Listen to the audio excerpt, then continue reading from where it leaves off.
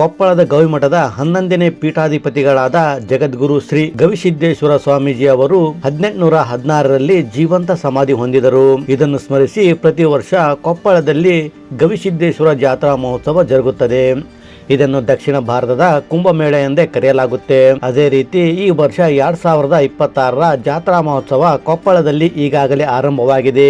ಅಭಿನವ ಗವಿಸಿದ್ದೇಶ್ವರ ಸ್ವಾಮೀಜಿಗಳ ಸಮ್ಮುಖದಲ್ಲಿ ಈ ಜಾತ್ರೆಗೆ ಚಾಲನೆ ನೀಡಿದ್ದು, ಈಗಾಗಲೇ ಲಕ್ಷಾಂತರ ಭಕ್ತರ ದಂಡೆ ಕೊಪ್ಪಳಕ್ಕೆ ಹರಿದು ಬರುತ್ತಿದ್ದು, ಅನೇಕ ಭಕ್ತರು ತನು ಮನ ಧನವನ್ನು ಸಹಾಯ ಮಾಡುತ್ತಿದ್ದಾರೆ. ಇಂತಹ ಜಾತ್ರೆಯ ಆಕರ್ಷಣೆಯ ಕೇಂದ್ರ ಬಿಂದು ಆದಂತ ಶ್ರೀ ಗವಿಸಿದ್ದೇಶ್ವರ ರಥೋತ್ಸವವು ದಿನಾಂಕ 5/1/2026ರಂದು ಅಂದರೆ ಇಂದು ಸಾಯಂಕಾಲ ಲಕ್ಷಾಂತರ ಭಕ್ತರ ಸಮ್ಮುಖದಲ್ಲಿ ರಥೋತ್ಸವವು ವಿಜೃಂಭಣೆಯಿಂದ ಜರುಗಲಿದ್ದು, ಮೇಘಾಲಯದ ರಾಜ್ಯಪಾಲರಾದ ಕೊಪ್ಪಳ ಜಿಲ್ಲೆಯ ಕುಕನೂರು ತಾಲೂಕಿನ ಬಿನ್ನಾಳ ಗ್ರಾಮದ CH ವಿಜಯಶಂಕರ್ ಅವರು ಚಾಲನೆ ನೀಡಲಿದ್ದಾರೆ.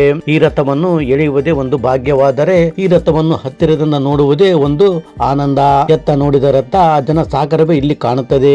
ಈ ಬಾರಿ ಕೊಪ್ಪಳ ರಥೋತ್ಸವಕ್ಕೆ 5 ಲಕ್ಷಕ್ಕೂ ಅಧಿಕ ಭಕ್ತರು ಸೇರುವ ನಿರೀಕ್ಷೆ ಇದೆ. ಫ್ರೆಂಡ್ಸ್, ನೀವೇನಾದರೂ ಕೊಪ್ಪಳ ಜಾತ್ರೆಗೆ ಹೋಗಿದ್ದರೆ ಜಾತ್ರೆಯ ಬಗ್ಗೆ ನಿಮ್ಮ ಅನಿಸಿಕೆ ಅಭಿಪ್ರಾಯವನ್ನು ತಿಳಿಸಿ. ಈ ವಿಡಿಯೋ ಇಷ್ಟ ಆದರೆ ಲೈಕ್ ಮಾಡಿ, ಶೇರ್ ಮಾಡಿ ಹಾಗೂ ತಪ್ಪದೆ ನಮ್ಮ ಚಾನಲ್ ಸಬ್ಸ್ಕ್ರೈಬ್ ಮಾಡಿ.